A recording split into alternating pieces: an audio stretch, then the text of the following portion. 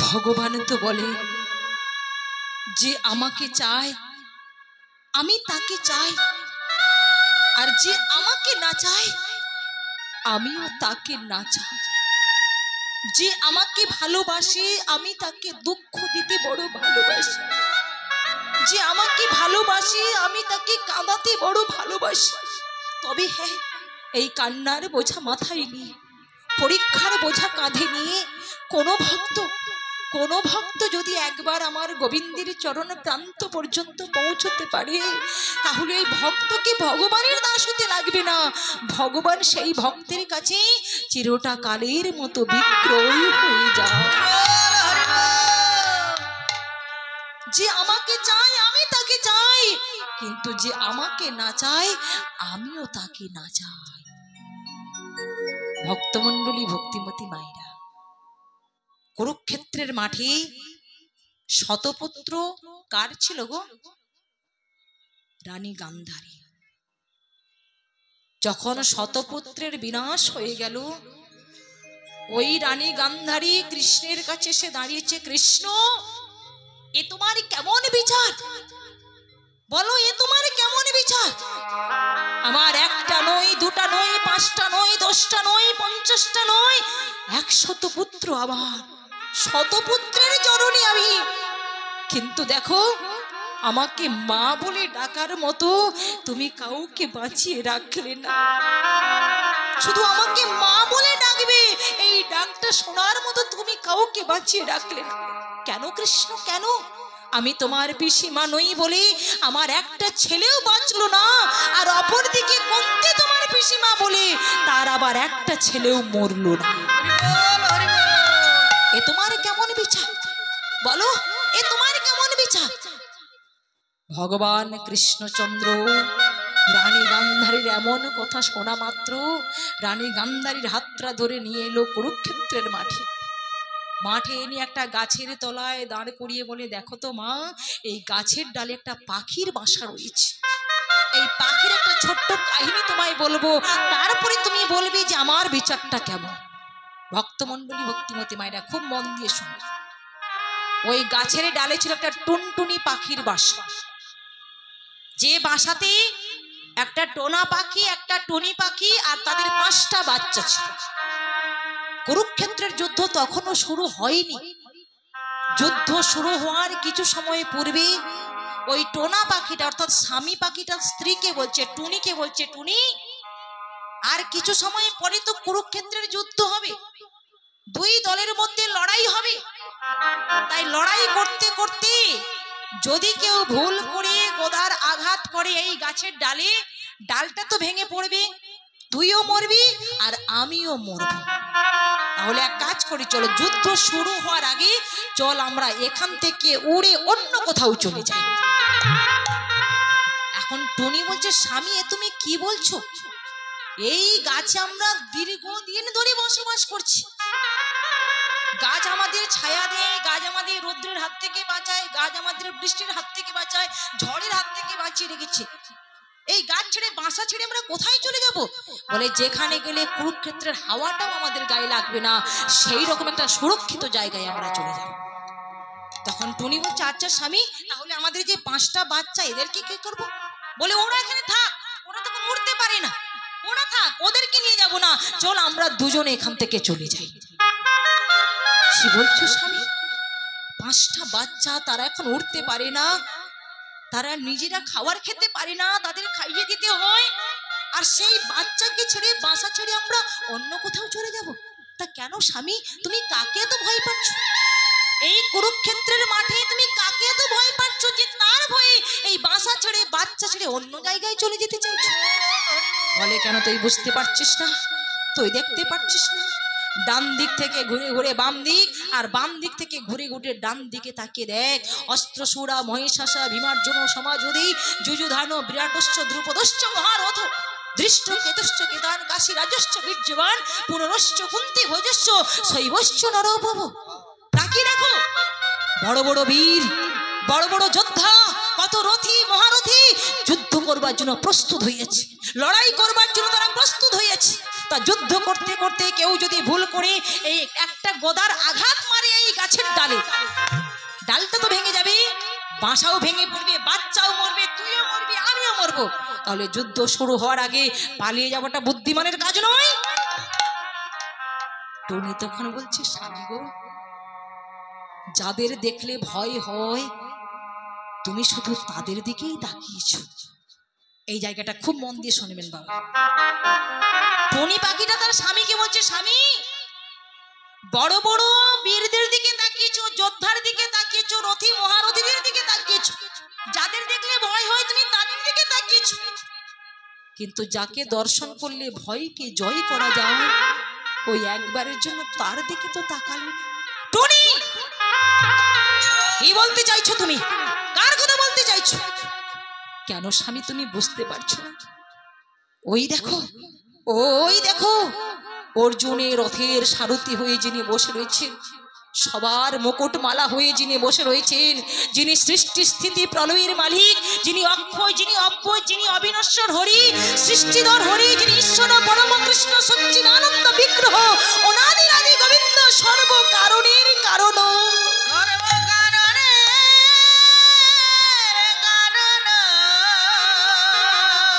যিনি সবার মুকুটমণি হয়ে বসে রয়েছেন ভগবান কৃষ্ণচন্দ্র, ওই একবারের জন্য তো তুমি তার দিকে তাকালে না। শুধু যাদেরকে দেখলে ভয় হয় তুমি তাদের দিকে তাকিয়েছো, কিন্তু যাকে দর্শন করলে ভয়কে জয় করে যায় একবারের জন্য তার দিকে তাকালে। টনি, তোমার বড় বড় কথা শোনার জন্য আমি অপেক্ষা করে নেই। যদি তোমার যাওয়ার ইচ্ছায় চলো, নাহলে তুমি থাকো, আমি চললাম। হ্যাঁ, চলে যাও, চলে যাও স্বামী, চলে যাও, আমি তোমার সঙ্গে যাবো, কারণ তুমি আমার দুদিনের স্বামী, তুমি আমার অনিত্য স্বামী, তুমি শুধু আমার এই দেহটার স্বামী, তুমি আমার নিত্য স্বামী হতে পারলে না, তুমি আমার মনের স্বামী হতে পারলে না, তুমি আমার জন্ম জন্মান্তরের স্বামী হতে পারলে না। যাও, চলে যাও, চলে যাও, আমি তোমার সঙ্গে যাব। লক্ষ্য করুন বাবা, টোনা পাখিটা টনিকে ছেড়ে, বাসা ছেড়ে, বাচ্চা ছেড়ে, সবাইকে ছেড়ে উড়তে উড়তে উড়তে উড়তে বহু দূরে চলে গেল। এবার ওই টুনি পাখিটা 5টা বাচ্চাকে নিয়ে সেই বাসার মধ্যে বসে বসে ভগবানকে ইশারা করে বলছে, দয়াময়, এতদিন ধরে আমি যাকে ভরসা করেছিলাম, এতদিন ধরে আমি যাকে বিশ্বাস করেছিলাম, আজ আমার সেই অনিত্য স্বামী, দুদিনের স্বামী আমাকে ছেড়ে, আমার এই 5টা বাচ্চা ছেড়ে, এই বাসা ছেড়ে বহু দূরে উড়ে চলে গেছে। আজ আমি এই বাসাতে থাকলাম শুধুমাত্র তোমার ভরসায়, কারণ আমি জানি ও আমার দুদিনের স্বামী হলেও কি হবে, তুমি যে আমার জন্ম জন্মান্তরের স্বামী, উনি আমার দেহের স্বামী হলে কি হবে, তুমি যে আমার মনের স্বামী, উনি আমার অনিত্য স্বামী হলে কি হবে, তুমি যে আমার নিত্য স্বামী। তাই আমি তোমার ভরসায় 5টা বাচ্চাকে নিয়ে এই বাসাতেই থাকলাম। এই 5টা বাচ্চার দায়িত্ব তোমার, এই 5টা বাচ্চাকে তোমাকেই রক্ষা করতে হবে। ভগবানের চরণে আত্মনিবেদন করলেন। ওই যে আমাকে চায় আমি তাকে চাই। যখন কুরুক্ষেত্রের যুদ্ধ শুরু হয়ে গেল, ভগবান কৃষ্ণচন্দ্র অর্জুনকে বলছে, অর্জুন, ওই দেখো, ওই দেখো অর্জুন, দুর্যোধনের একটা পাগলা হাতি আসছে, ওই হাতির গলায় একটা বড় ঘন্টা বাঁধা রয়েছে, দাও তো ঘন্টার দড়িটা তুমি এক বানে কেটে দাও। অর্জুন বলে, সখা, সামান্য এই কাজটা আমি করতে পারো না, দাঁড়াও এক্ষুনি কেটে দিচ্ছি। অর্জুন করেছে কি বাবা, এক বানে ওই পাগলা হাতির গলায় যে একটা বড় ঘন্টা বাঁধা আছে, ঘন্টার দড়িটা কেটে দিয়েছে। আর যেই কেটে দিয়েছে, ঘন্টাটা দড়াম করে মাটিতে পড়ে গেছে। ভগবান ছুটে গিয়ে ঘন্টাটাকে বুকের মধ্যে জড়িয়ে ধরে এলো কোথায় না, সেই গাছের তলায়। গাছের তলায় এসে ওই যে টুনটুনি পাখি, তার 5টা বাচ্চা, পাখি এবং 5টা বাচ্চাকে ঘন্টার মধ্যে রেখে এবার ঘন্টাটাকে বুকের মধ্যে জড়িয়ে ধরে ছুটতে ছুটতে ছুটতে ছুটতে চলে যাচ্ছে। ঘন্টার ভেতর থেকে টুনি পাখি বলছে, প্রভু, তুমি আমাদের কোথায় নিয়ে যাচ্ছ, কোথায় নিয়ে যাচ্ছ? ভগবান বলে, ওরে, এমন একটা জায়গায় তোদের রেখে আসবো যেখানে কুরুক্ষেত্রের হাওয়াটাও তোদের গায়ে লাগবে, যুদ্ধের আঁচটাও তোদের গায়ে লাগবে না, সেই রকম একটা সুরক্ষিত জায়গায় তোদের রেখে আসবো। টুনি পাখি বলে, প্রভু গো, শুনেছি কুরুক্ষেত্রের যুদ্ধ নাকি 18 দিন ধরে হবে, তা তুমি যদি আমাদের সুরক্ষিত জায়গায় রেখে আসো তাহলে 18 দিন তো আমরা অনাহারেই মারা যাব। আমরা জলও পাবো না, আমরা ফলও পাবো না, আমরা তো অনাহারেই মারা যাব। ভগবান বলে, ওরে তুই যখন আমাকে ভরসা করেছিস, আমাকে বিশ্বাস করেছিস, তোর সব দায়িত্ব আমি নিলাম। 18 দিনের যত জল যত ফল আমি নিজে বহন করে দিয়ে আস।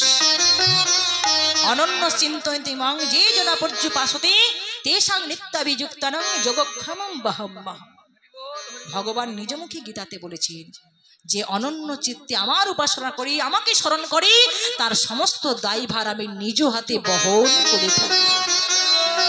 তুই আমাকে ভরসা করেছিস, আমাকে বিশ্বাস করেছিস, আমার চরণে আত্মদান করেছিস, তাই 18 দিনের দায়িত্ব আমি নিলাম। যত জল লাগবে যত ফল লাগবে আমি নিজে বহন করে দিয়ে আসব। তাই 18 দিনের যত জল যত ফল ভগবান বহন করে পাখিকে দিয়ে আসে। যখন কুরুক্ষেত্রের যুদ্ধটা শেষ হয়ে গেল, ভগবান করলেন কি বাবা, ওই ঘন্টার ভেতরে আবার পাখিগুলোকে নিয়ে এসে সেই গাছের বাসাতেই রেখে দিলেন। এতক্ষণ ধরে এই ঘটনা মা কাকে শোনাচ্ছিল? কাকে শোনাচ্ছিল? রানী গান্ধারীকে। রানী গান্ধারী বলে, কৃষ্ণ গাছের তলায় এনে তুমি আমায় টোনাটুনির গল্প শোনাচ্ছ? হ্যাঁ, এই কুরুক্ষেত্রের মাঠে গাছের তলায় এনে আমাকে টোনাটুনির গল্প শোনাচ্ছ? ভগবান বলে, মাগো তোমাকে গল্প শোনাচ্ছি না, শুধু এটাই বোঝাতে চাইছি। এই যে তুমি বললে না যে তুমি আমার পিসিমা নও বলে তোমার একটা ছেলেও বাঁচলো না, আবার অপর দিকে কুন্তী আমার পিসিমা বলে তা আবার একটা ছেলেও মরলো না। এইবার বলো তো মা, এই যে টুনি পাখি আর তার 5টা বাচ্চা, ওরা কি আমার পিসিমা ছিল? ওরা কি আমার আপন বলে কেউ ছিল? ওরা তো কেউ ছিল না। তাহলে ওরা রক্ষা পেল কি করে? না, ওরা আমাকে বিশ্বাস করেছে, আমাকে ভরসা করেছে, তাই ওরা রক্ষা পেয়েছে। ভগবান এটাই বোঝাতে চাইছেন, এটাই শিক্ষা দিতে চাইছেন যে এই সংসার কুরুক্ষেত্রের মাঠে যে করবে আমার চরণে আত্মদান, আমি তাকে রক্ষা করব স্বয়ং ভগবান। নিতাই গৌর হরি বল। মায়েরা, তাহলে এই সংসার কুরুক্ষেত্রের মাঠে আমরাও যদি ভগবানকে বিশ্বাস করি, ভগবানের চরণে আত্মদান করি, তাহলে দেখবেন ভগবান সদা সর্বদা আমাদের পাশে। হরি নামে একেবারে বলো না, কৃষ্ণ নামে একেবারে বলো না, এই হরি নাম জপয় বিরা, হরি নামে জীবনের সাধন।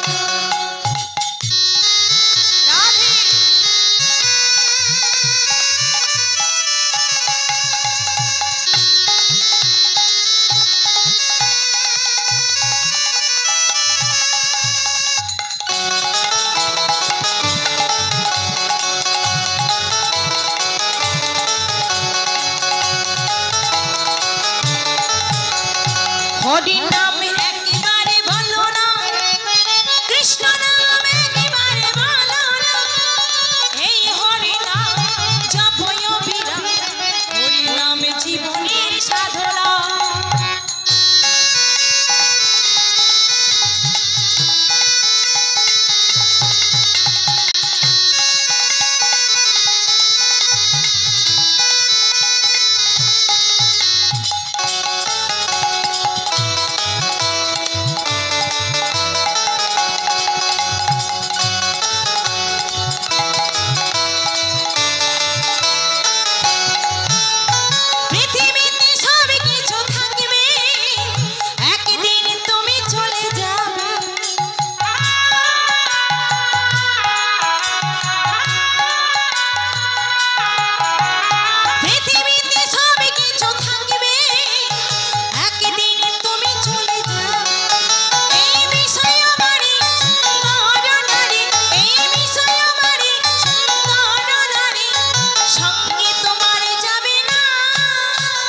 হরি নাম একেবারে বলো না, কৃষ্ণ নাম একেবারে বলো না, এই হরি নাম জপয় বিরা, হরি নাম জীবনের সাধনা।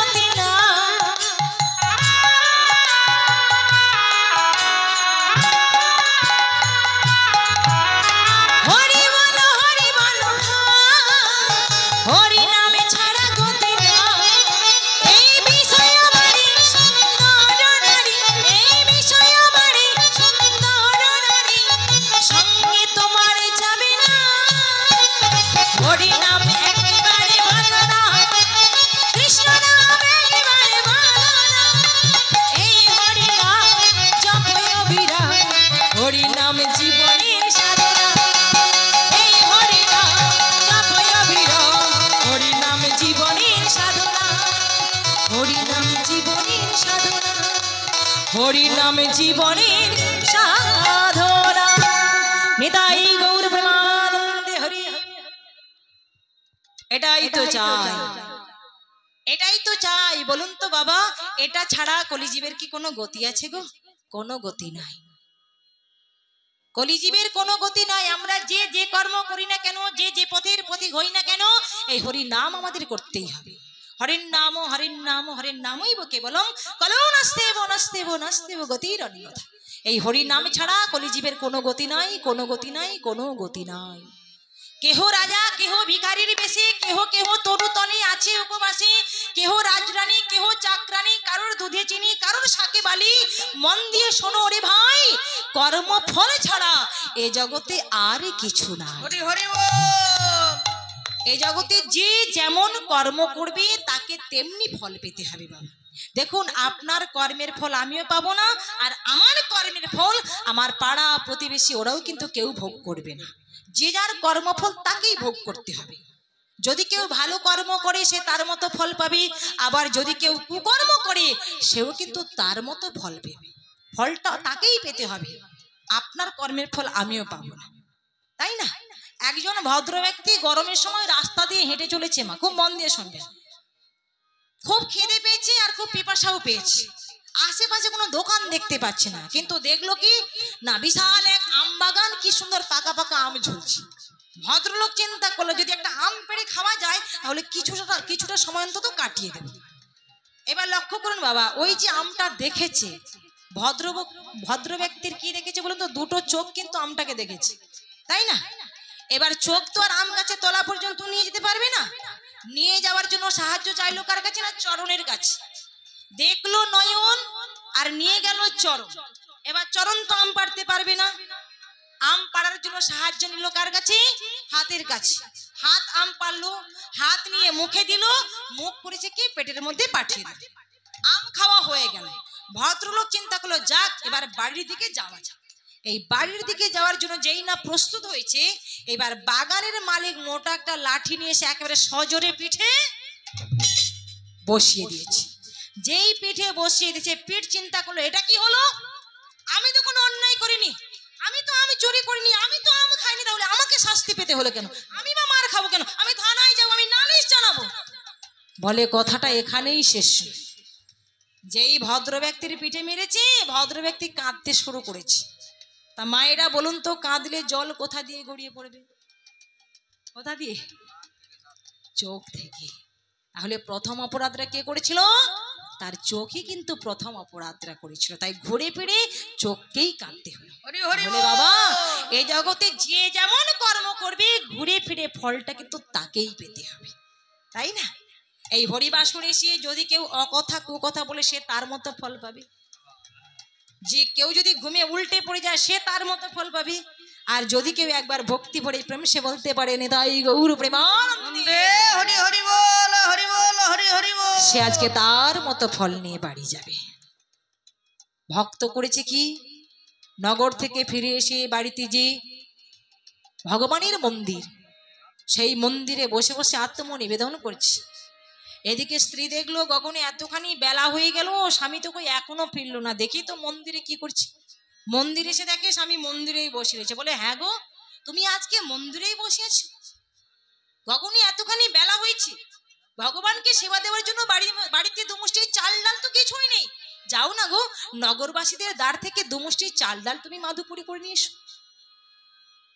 সত্যানন্দ বলে প্রভা গো, তুমি হয়তো জানো না, প্রতিদিনের ন্যায় আমি আজও গিয়েছিলাম নগরবাসীদের দ্বারে, কিন্তু নগরবাসীরা পাড়া প্রতিবেশীরা দুমুষ্টি চাল ডাল দেওয়া তো দূরের কথা, অপমান করে তাড়িয়ে দিয়েছে। কেউ দুমুষ্টি চাল ডাল দিল না, বরং ঘরের দরজা তারা বন্ধ করে দিয়েছে। স্ত্রী বলে বেশ করেছে, ভালো করেছে। কি বলছো তুমি? কেউ সাহায্য সহযোগিতা করলো না, দুমুষ্টি চাল ডাল দিল না, আর তুমি আমার ঘরের ঘরণী হয়ে বলো কিনা ওরা বেশ করেছে ভালো করেছে। বলে স্বামী গো, তুমি আমার পরে মিছিমিছি রাগ করো না, একটু ভেবে দেখো, আজকে তুমি যাদের দরজার সামনে গিয়ে ভিক্ষার আঁচলটা বাড়িয়ে দিয়েছো তারা না হয় দরজা বন্ধ করে দিয়েছে, কিন্তু যার জন্য পরের দরজায় গিয়েছো একবার তাকিয়ে দেখো, তিনি তো কই দরজা বন্ধ করেন। ভক্তকে কৃপা করবেন বলে, ভক্তকে করুণা করবেন বলে করুণার হস্ত তিনি বাড়িয়ে রেখেছেন। তাই যাও না গো, একবার তুমি যাও, সেই দরজার সামনে গিয়ে একবার দাঁড়াও। জানো স্বামী, আমার বহুদিনের ইচ্ছা, আমার বহুদিনের বাসনা, তুমি শুধু একবার শ্রীক্ষেত্র পরিধাম থেকে ঘুরে এসো। প্রভুকে যদি তুমি একবার দর্শন করে এসো, তাহলে তোমার মধ্যে শান্তি আসবে, তোমার মনে শান্তি আসবে। আর মনে যদি কারো শান্তি থাকে, তার জীবনে যত দুঃখ কষ্ট জ্বালা যন্ত্রণা আসুক না কেন, সব কিছু সে হাসি মুখে সইতে পারে। যা, একবার তুমি প্রভুকে দর্শন করে এসো। স্ত্রীর কথার বশীভূত হয়ে এইবার বেরিয়ে পড়লো কোথায়? সে শ্রীক্ষেত্র পরিধামের উদ্দেশ্যে। বলুন জগবন্ধু জগন্নাথ কি, জগবন্ধু জগন্নাথ কি, জগবন্ধু জগন্নাথ কি। দিনের সরজা তুমি রাতির তারা। ভক্তের ভাব, ভগবানের প্রতি কেমন অনুরাগ। বলে প্রভু গো, তুমি আমার কাছে দিনের সূর্য, আর তুমি আমার কাছে রাত্রির তারা। আমি আমার বলতে যা কিছু সর্বস্ব তোমারই চরণে নিবেদন করে দিয়েছি। তুমি হলে আমার দেহরথের সারথি, তুমি হলে আমার ড্রাইভার। তুমি যেভাবে বলবে, যেমন ভাবে বলবে, আমার এই দেহরথটা তেমনই ভাবে চলবে। বলুন তো বাবা, কুরুক্ষেত্রের মাঠে অর্জুনের রথের সারথি কে ছিলেন? ভগবান কৃষ্ণচন্দ্র। ভেবে দেখুন না, ভগবান কৃষ্ণচন্দ্র অর্জুনের রথের সারথি ছিল বলে পঞ্চ পাণ্ডব তারা জয়ী হতে পেরেছিল, যুদ্ধে তারা জয়লাভ করেছিল। তাহলে আমার রথের সারথি, আপনার রথের সারথি যদি আমরা গোবিন্দকে করতে পারি, ভগবানকে করতে পারি, তাহলে দেখবেন আমাদের এই দেহরথটাও কিন্তু সঠিক পথে চলবে। ওই যে দেবরাজে মনরাজা ধৃতরাষ্ট্র কয়, দুই চক্ষু অন্ধকার দেখিতেই না পায়, এক এক মনের বৃত্ত দশাদশ হয়, দশ দশে মনের পুত্র 100 কয়। বিদুরকে ধর্ম বলি বিশ্ব অহংকার, গুরু দ্রোণাচার্য পূর্বার্জিত সংস্কার। পাণ্ডবেরা পঞ্চতত্ত্ব পঞ্চচক্রে থাকে, আজ্ঞা চক্রে ভগবান সারথী স্বরূপে নিয়ত হয়েছে যুদ্ধ। এই দুই দলের গুরু কৃপা যার, সেই বুঝে অবহেলে আত্মরাজ্য লাগি করে সবে টানাটানি। রিপু যুদ্ধ জয়ী হলে ধর্মরাজ্য গণি, জয়ী সেই হতে পারে জীব নাম তার, নরক হইতে সে পাইবে নিস্তার। সকলই বিজয়ী সে এভাব সংসারে, যাহার সারথি কৃষ্ণ এই দেহ রথের উপরে। হরি হরি বল, হরি বল, হরি হরি বল। মনে রাখবেন বাবা, গাড়ির ড্রাইভার যদি সঠিক হয়, গাড়ি তো সঠিক পথেই চলবে। কিন্তু ড্রাইভার যদি গন্ডগোল করে, গাড়ি চালাতে চালাতে যদি ঘুমে উল্টে পড়ে যায়, যদি মদ খেয়ে মাতাল হয়ে যায়, বলুন বাবা, গাড়ি কি কখনো সঠিক পথে যাবে? কখনোই যাবে না। ওই মাঝ রাস্তাতে পাল্টে কে নিতাই গৌর হরি। দিনের সরজা তুমি রাতির তারা, ততি চাহি চাহি আখিলু হরি ভরা। আরে কালিয়া দেরে ধরা, রা রা রা রা রা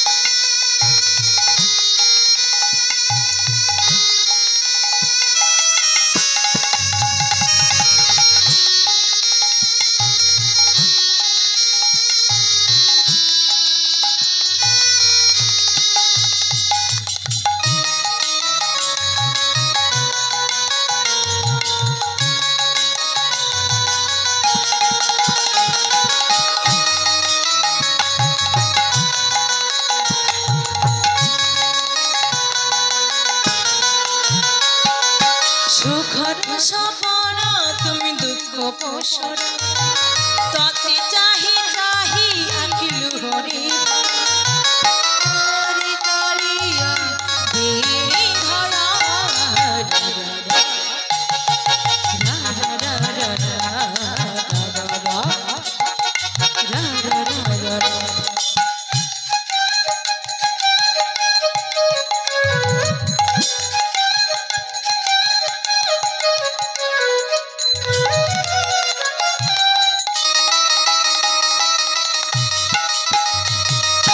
তুত মরু আসল পুরি অন্ধল তারি পায়ে জল ত্রিপাটি উঠে পড়ি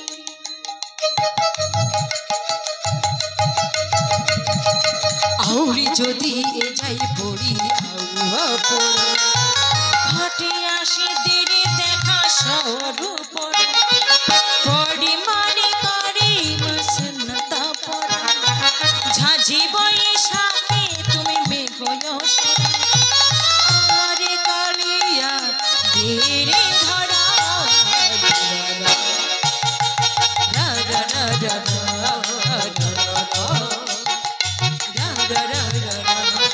দিনের সরজ তুমি রাতির তারা ততে চাহি চাহি আকিলু হরে হরে কালিয়া দেরি ধরা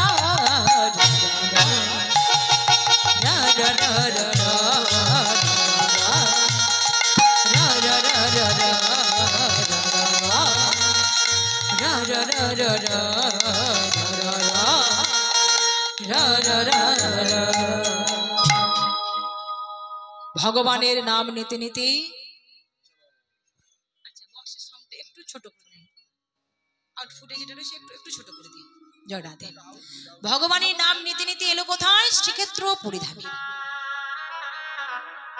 পুরীর মন্দিরে 4টে দরজা উত্তর দক্ষিণ পূর্ব পশ্চিম ভক্ত করেছে কিনা একেবারে পূর্ব পাশের দরজার সামনে দাঁড়িয়ে অপলক দৃষ্টিতে জগবন্ধু জগন্নাথকে দর্শন করছে বলে প্রভু গো আজ আমি আমার স্ত্রীর কথার বশীভূত হয়ে ছুটে এসেছি কিন্তু যদি একবার আমি তোমার চরণ স্পর্শ করতে পারতাম তাহলে এই যে আমি এসেছি আশাটা আমার সফল হতো ভক্ত করেছে কি ভগবানের চরণ স্পর্শ করবার জন্য এইবার মন্দিরে পাগলের মতো ছুটতে আরম্ভ করেছে এই ছুটতে ছুটতে ভোগ মন্দির নাট মন্দির পেরিয়ে ছুটতে ছুটতে যখন মন্দিরে প্রবেশ করতে যাবে হঠাৎ দর্শনে পড়ে গেল পান্ডার দল সবাই দেখে বলে ওরে ওই দেখ কে যেন ছুটে পালাচ্ছে রে ওকে ধর ধর ধর ধর যেমনই বলা তেমনই করা যেই বলেছে ধর ধর সবাই মিলে ছুটে গিয়ে শক্ত করে টেনে এই হতচ্ছাড়া এই পাগলের মতো ছুটছিস কেন রে হ্যাঁ কোথা থেকে এসেছিস কি নাম তোর এমন ছুটছিস কেন ভক্ত ভয়ে থরথর করে কাঁপতে কাঁপতে বলে বাবা ঠাকুর আমি পাগল নই বিশ্বাস করুন আমি হলাম সত্যানন্দ ওই বাংলাদেশের গঙ্গেশ্বর গ্রাম থেকে এসেছি জগবন্ধু জগন্নাথকে স্পর্শ করবো বলে দিন না বাবা ঠাকুর দয়া করে একটু সাহস তো কম নয় বাংলা থেকে এসেছিস আমাদের প্রভুকে স্পর্শ করবি হ্যাঁ ওরে হতচ্ছাড়া যে হাত দিয়ে অখাদ্য কুখাদ্য রন্ধন করিস যে হাত দিয়ে অখাদ্য কুখাদ্য সেবা করিস আজকে সেই হাত দিয়ে আমাদের প্রভুকে স্পর্শ করবি হ্যাঁ এই ওকে মারতে মারতে করে মাটিতেই পুঁতে ফেল যেমনই বলা তেমনই করা যেই বলেছে মার মার পান্ডা কোন চাবুকের আঘাত করছে বেত্রাঘাত করছি আর চাবুকের আঘাতে বেত্রাঘাতের আঘাতে তাকে মন্দির থেকে টেনে বার করবে কি অমনি ছিটকে পড়ে গেল জগবন্ধু জগন্নাথের চরণ তলে হরি হরি বল কষ্ট না করলে কি কখনো কেষ্ট পাওয়া যায় গো জগবন্ধু জগন্নাথের চরণ স্পর্শ করে বলে দয়াময় এত চাবুকের আঘাত পাওয়ার পর এত বেত্রাঘাত সহ্য করবার পর আমি যে তোমার চরণ স্পর্শ করতে পারবো আমি কোনোদিনও আশা করিনি আমি কোনোদিনও ভাবিনি কিন্তু প্রভু গো আজ আমি তোমার কাছে টাকা পয়সা চাইবো না বিষয় সম্পত্তি চাইবো না আমি শুধু একটা জিনিস চাইব আমরা তো নিত্য দাস হয়ে তোমার চরণে নিত্য সেবা দিচ্ছি কিন্তু যেদিন আমরা থাকবো না সেদিন তোমার সেবা অর্চনা করবে কি তাই ভগবানের সেবার নিমিত্তে চেয়েছিল কি চেয়েছিল গো একটি পুত্র সন্তান দাও হে প্রভু তোমার সেবা তরে একটি পুত্র সন্তান দাও হে প্রভু তোমার সেবার তরে একটি পুত্র সন্তান দাও হে প্রভু তোমার সেবার তরে একটি পুত্র সন্তান দাও হে প্রভু তোমার সেবার তরে। যেদিন থাকিব না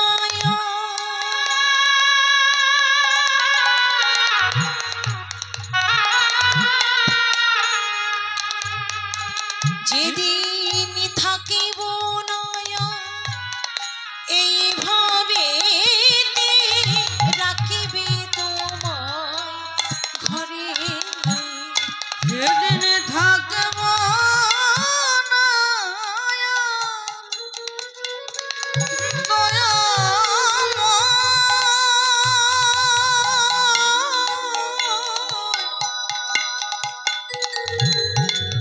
তুমি তোমার চরণ ঝাড় করো না দয়াময়।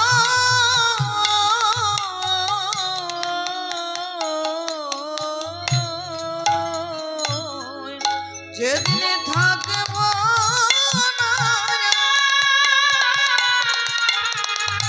এই ভবেতে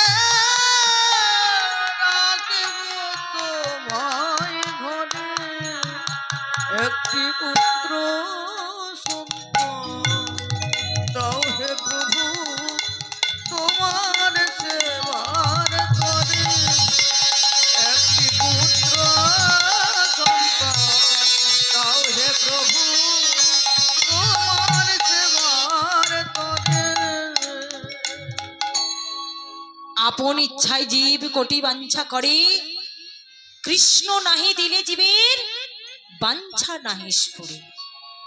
ভক্তমণ্ডলী, ভক্তিমতী মায়েরা, আমরা অনেক কামনা বাসনা করে থাকি। দেখুন, ঠাকুর ঘরে প্রবেশ করলে আমরা হয়তো ঠাকুরের প্রণাম মন্ত্র বলি না, কিন্তু কামনা বাসনার কথা বলতে আবার ছাড়ি না। হাজার হাজার কামনা বাসনা আমাদের মধ্যে ঘুরঘুর ঘুরঘুর ঘুরঘুর করে বেড়াচ্ছে। ঠাকুর আমাদেরকে এটা দাও, সেটা দাও, ওটা দাও, মেয়েটার যেন ভালো ঘর থেকে একটা বিয়ে হয়, ছেলেটার যেন একটা ভালো চাকরি হয়, ব্যবসা বাণিজ্য যেন ঠিকঠাক চলে, টাকা পয়সা যেন ভালো উপার্জন হয়। হাজার হাজার কামনা বাসনা করে থাকে, কিন্তু ভেবে কখনো দেখেছেন বাবা, এই কামনা বাসনা যিনি পূরণ করবার মালিক, তিনি যদি মনে করেন তবে আমার আপনার সবার বাসনা পূর্ণ হবে। নাহলে সারা জীবন শুধু ওই বাসনা করাটাই সার। হরি হরি বল, হরি বল, হরি হরি বল। সারা জীবন বাসনা করাটাই সার হবে। যদি কৃপাময়ের কৃপা হয়, দয়াময়ের যদি ইচ্ছে হয়, তবে বাসনা পূর্ণ হবে। দেখুন ভক্তমণ্ডলী, ভক্তিমতী মায়েরা, অনেকে হয়তো আপনারা ভাবছেন এতক্ষণ ধরে হরিবাসরে বসে বসে কষ্ট করে হরিনাম শুনবই বা কেন? যা শুনেছি শুনেছি, পাশে তো অনেক অনুষ্ঠান হচ্ছে, একবার চক্কর দিয়ে দেখে আসি। মাইকে তো হচ্ছে, ওখান থেকে শুনে নেব। তারপরে যে ঠান্ডা পড়ছে, বাড়িতে লেপের তলায় ওখানেও শোনা যাবে। অনেকে এটা হয়তো ভাবে, আবার হয়তো কেউ কেউ ভাবছে না না, এসেছি যখন পুরোটা শুনে তারপরে বাড়ি যাবে। এমন এমন দিন আর আমাদের জীবনে আসবে কিনা তার তো কোনো গ্যারেন্টি নেই। কি বাবা, গ্যারেন্টি আছে? নিঃশ্বাসের কোনো বিশ্বাস নেই। এমন দিন তো দূরের কথা, তাই না? মনে রাখবেন বাবা, যে হরিবাসরে কষ্ট করে বসে শুনবে সেও শুনবে, আর যদি কেউ বাড়িতে লেপের তলায় শুয়ে শুয়ে শোনে সেও কিন্তু শুনবে। কিন্তু দুটো শোনার মধ্যে পার্থক্য তো থাকবে, পার্থক্য থাকবে। আপনারা টিভির গঙ্গায় স্নান করা কখনো দেখেছেন? আমার মায়েরা ভালো বলতে পারবে। সিরিয়াল দেখেন? ও মা, দেখেননি? চরণে দণ্ড। এই প্রথম একজনের কাছ থেকে শুনলাম যে সিরিয়াল দেখে। বাহ, শুনে খুব ভালো লাগে। কিন্তু যারা দেখে তারা ভালো করে জানে, যখন সিরিয়াল হয় বা সিনেমা হয়, মাঝে মাঝে গঙ্গা দেখা যায়, গঙ্গাতে নায়ক গিয়ে স্নান করছে। আর ওই সময় যদি কেউ মনে করে যে পয়সা খরচ করে সময় নষ্ট করে গঙ্গা সাগর যাব কেন, গঙ্গা সাগরে যে মেলা হয় ওখানে যাব কেন, টিভিতে তো গঙ্গা দেখা যাচ্ছে, ওই টিভির পর্দাতে হাত ঢুকিয়ে জল নিয়ে মাথায় নিলেই তো আমার গঙ্গা স্নানের ফল হয়ে যাবে। এমনটা হয় কখনো বাবা? হয়? কখনোই হয় না। ওই টিভির গঙ্গার জল নিয়ে যেমন স্নান করা যায় না, দূরে বসে হরিনাম শুনে হরিনামের ভাব তত্ত্ব কখনো অনুধাবন করা যায় না। হরি হরি বল, হরি বল। শোনা যায় না, ভাব অনুধাবন করা যায় না। হরিনাম শুনতে হলে হরিবাসরে বসে আপনাকে শুনতে হয়। দূরে বসে যদি শোনা যেত, বাড়িতে শুয়ে শুয়ে যদি হরিনাম শোনা যেত, তাহলে বলুন তো বাবা, মহারাজ পরীক্ষিত যিনি ছিলেন এই কলিযুগের প্রথম রাজা, ধার্মিক রাজা, যার হয়েছিল ব্রহ্মশাপ, ব্রাহ্মণের ছেলে যাকে অভিশাপ করেছিল যে 7 দিন পরে আপনার তক্ষক দংশনে মৃত্যু হয়ে যাবে, তিনি তো পারতেন দূরে দাঁড়িয়ে দাঁড়িয়ে হরিনাম শুনতে, বাড়িতে বসে তিনি তো হরিনাম শুনতে পারতেন। তিনি বা কষ্ট করে হরিবাসরে ছুটে এসেছিলেন কেন? গঙ্গা দুয়ারে হরিদ্বারে তিনি ছুটে এসেছিলেন কেন? তিনি একজন ধার্মিক রাজা, তিনি পারলে অনেক কিছু করতে পারতেন, কিন্তু তিনি জানেন যে সামনে বসে হরিনাম না শুনলে হরিনামের ভাব তত্ত্ব কখনো অনুধাবন করা যাবে না। তাই ছুটে এসেছিলেন হরিদ্বারে গঙ্গার ঘাটে, যেখানে প্রভুপাদ ছিল। শ্রী শুকদেব গোস্বামী হরিকথা কৃষ্ণ কথা বর্ণনা করেছিলেন, আর উনি ধুলার উপরে বসে বসে পরমানন্দে শ্রবণ করেছিলেন। হরি হরি বল, হরি বল। ভাবতে পারেন ভক্তমণ্ডলী, ভক্তিমতী মায়েরা, তিনি একজন ধার্মিক রাজা হয়েও ধুলার উপরে বসে বসে হরিনাম শুনেছিলেন। আপনারা তবুও তো আসনে বসেছেন। এখানকার আয়োজককারী ভক্তবৃন্দ ভক্তদের বসার জন্য আসনের ব্যবস্থা করে দিয়েছে। এত সুন্দর করে প্যান্ডেল সাজানো হয়েছে, কত সুন্দর লাইট জ্বলছে, ভক্তরা যাতে ভালো করে হরিনাম শ্রবণ করেন তার জন্য এত সুন্দর সাউন্ড সিস্টেম, এত পরিষেবা, এত সুযোগ সুবিধা। তবু দেখুন আসলে মাত্র 3 ঘন্টা আমরা ধৈর্য ধরে বসতে পারি না। হরিবাসরে মাত্র 3 ঘন্টা ধৈর্য ধরে বসতে পারি না, কিন্তু বিনোদন জগতে সেখানে ছুটে যায়, তাই না? যেখানে এলে কিছু পাওয়া যাবে সেখানেই আমরা ছুটে আসি না, কিন্তু যেখানে গেলে কিছু পাওয়া যাবে না সেখানেই মানুষকে সকলে ভিড়ে করে। হরি হরি বল। এগুলো বুঝতে হবে, অনুভব করতে হবে এই জায়গাটা কি আর ওই জায়গাটাই বাকি। এখানে এলে জীবনে যা পাওয়া যায় না, এখানে এলে আপনি সেটাই পেয়ে যাবেন। তবে টাকা পয়সা বাড়বে কিনা বলতে পারবো না, বিষয় সম্পত্তি বাড়বে কিনা সেটাও বলা যাবে না, আপনার একতলা বাড়ি থেকে দোতলা বাড়ি হবে কিনা সেটাও বলা যাবে না, মেয়েটার ভালো ঘর থেকে বিয়ে হবে কিনা, ছেলেটার একটা ভালো চাকরি হবে কিনা এটা বলা যাবে না। কিন্তু এ কথাটা গর্বের সহিত বলতে পারি, হরিবাসর এলে কিছু হোক বা না হোক, এক শুদ্ধ মনের পবিত্র মনের মানুষ আপনি হতে পারবেন। নিতাই গৌর হরি বল। বলে সাধু সঙ্গ সর্বশাস্ত্রে কয়, লবমাত্র সাধু সঙ্গের সর্বসিদ্ধি হয়। প্রকৃত যদি কেউ সাধু সঙ্গ করে, ভক্ত সঙ্গ করে, বৈষ্ণব সঙ্গ করে, সর্বসিদ্ধি তার হবেই হবে। তবে ভক্তমণ্ডলী, ভক্তিমতী মায়েরা, আপনারা এমনও সাধু দেখেছেন যে মাথাতে জটা আছে, মাথাতে জটা এমনও সাধু আপনারা দেখেছেন, কিন্তু মনে রাখবেন ওই জটাতে মাঝে মাঝে কি হয় যেন মায়েরা, কি হয় গো, উকুন হতেও তো পারে। তাহলে ভেবে দেখুন, উকুনটা এনি টাইম সাধু সঙ্গ করছে, সাধুকে স্পর্শ করে রয়েছে, তাহলে উকুনের সর্বসিদ্ধি হচ্ছে না কেন? তাহলে কি শাস্ত্রে ভুল বলেছে? বলে না, শাস্ত্রে ঠিক বলেছে, শুধু আমাদের একটু বোঝার ভুল হচ্ছে। বলে সাধু সঙ্গ সর্বশাস্ত্রে কয়, সাধুকে স্পর্শ করে থাকাটা আবার সাধু সঙ্গ না। সাধু যাহা বলে সেটা যদি কেউ মেনে চলতে পারে, একমাত্র তারই নাম হয় সাধু সঙ্গ, তাই না? সাধু যাহা বলে সেটা যদি কেউ মেনে চলতে পারে। আপনারা দস্যু রত্নাকরীর নাম শুনেছেন, যিনি সারা জীবন শুধু পাপ করেছে, চুরি করেছে, ডাকাতি করেছে, খুন করেছে। বলে পাপ করেছো রাশি রাশি, ভোগ করবে কি তোমার মাসি পিসি? দেবর্ষি নারদর্ষি বলেছিল, এই যে তুমি তো রাশি রাশি পাপ করে বসেছো, পাপের ভাগীদার কি হবে? একবার ভেবে দেখেছো? পাপের ফল তো তোমাকেই ভোগ করতে হবে। তিনি বলেছিলেন, কেন? চুরি করে নিয়ে যাচ্ছে সংসারের জন্য, বাবা মায়ের জন্য, আমার স্ত্রীর জন্য, ছেলে মেয়েদের জন্য, তাই আমার পাপের ফল তারা নেবে?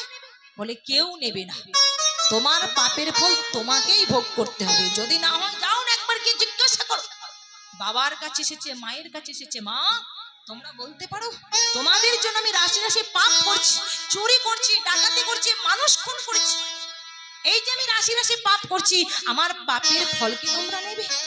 সেদিনে বাবা মা বলেছিল, ওরে তুই যখন ছোট ছিলি তখন তোকে দেখাশোনার দায়িত্ব ছিল আমাদের, এখন তুই বড় হয়েছিস, তুই উপযুক্ত হয়েছিস, আর আমরা হলাম বৃদ্ধ, আমরা হলাম বৃদ্ধা, আর এখন আমাদের দেখাশোনার দায়িত্ব হলো তো, সেটা তুই সৎ পথে রোজগার করবি কি অসৎ পথে রোজগার করবি, এটা তো আমরা ভেবে দেখবো না। এসেছে স্ত্রীর কাছে, হ্যাঁ গো ও গিন্নি, এই যে দামি দামি গহনা পরছো সব তো আমার চুরির পয়সা, চুরি করে এনেছি, ডাকাতি করে এনেছি, আমি যে রাশি রাশি পাপ করেছি, পাপের অংশীদার কি তুমি হবে? স্ত্রী বলেছিল, স্বামী আমি তোমার সহধর্মিণী হতে পারি, কিন্তু আমি তোমার সহ পাপিনী হতে পারবো না। উপায় নেই, এলো কোথায় সেই দেবর্ষি নারদের কাছে, এবার আপনি কৃপা করে বলুন আমি কি করব, আমার কি করা উচিত, আপনি দয়া করে বলুন, আমি কি করলে এই পাপ থেকে মুক্তি পাবো? সেদিন তিনি বলেছিলেন যে তুমি শুধু রাম নাম উচ্চারণ করো, রাম নাম উচ্চারণ করো, দেখবে এই পাপ থেকে তুমি মুক্তি পেয়ে যাবে। কিন্তু বাবা বলুন তো, তখন কি তিনি রাম নামটা উচ্চারণ করতে পেরেছিলেন? হ্যাঁ, সহজ উপায় করে দিয়েছিল যে তুমি শুধু বলবে মরা। বলে কতদিন? এই মরা মরা বলতে বলতে যখন তোমার মধ্যে রাম নাম আসবে, সেই দিন জানবে তোমার কৃপা হয়ে গেছে। এই মরা মরা বলতে বলতে তার মধ্যে রাম নাম এলো, আর একদিন তিনি বাল্মীকি মুনি হয়ে গেলেন। নিতাই গৌর প্রেমানন্দ। তাহলে সাধু যাহা বলে তাহা যদি কেউ মেনে চলতে পারে, তারই নাম হয় সাধু সঙ্গ। জয় রাধে। তো মায়েরা, আজকে হলো কি, এদিকে ভগবানের কাছে পুত্র সন্তান কামনা করেছে, ওই যে আপন ইচ্ছায় জীব কোটি বাঞ্ছা করে, কৃষ্ণ নাহি দিলে জীবের বাঞ্ছা নাহি স্ফুরে। ভগবানের যদি কৃপা হয় তবেই তো বাসনা পূর্ণ হবে, তাই না? আপনারা রাবণের ভাই কুম্ভকর্ণের নাম শুনেছেন কখন? কুম্ভকর্ণ যে 6 মাস ঘুমতো আর 6 মাস জেগে থাকতো, 1000 বছর ধরে তপস্যা করছেন, মনে মনে শুধু প্ল্যান করে রেখেছেন, ব্রহ্মাজি যখন আমাকে বর দিতে আসবে না, তখন আমি ইন্দ্রাসন চেয়ে নেব। কি চাইবে মা? ইন্দ্রাসন, মানে সে দেবতাদের রাজা হতে চায়, এটা তার বাসনা, মনে মনে প্ল্যান করে রেখেছেন। এবার 1000 বছর পরে যখন ব্রহ্মাজি এলেন বর দেওয়ার জন্য, বলো বৎস তুমি কি বর চাও? আমি তোমার সাধনায় সন্তুষ্ট হয়েছি, বলো তুমি কি বর চাও? দেখুন তিনি সবে মাত্র বলতে যাবেন যে আমি ইন্দ্রাসন চাই, কিন্তু ভগবান তো এটা চান না। এটা বলবার আগে ভগবান কি করলেন? মা সরস্বতী দেবীকে পাঠিয়ে দিলেন। আর মা সরস্বতী দেবী এসে যেই না তার জিহ্বাতে ভর করে গেল, সঙ্গে সঙ্গে তার জিহ্বা থেকে উচ্চারিত হলো আমি নিদ্রাসন চাই। তিনি বললেন তথাস্তু। তাহলে ভেবে দেখুন, চাওয়ার কথা তার ইন্দ্রাসন, কিন্তু ভগবানের ইচ্ছে হলো না বলে চেয়ে বসলো নিদ্রাসন।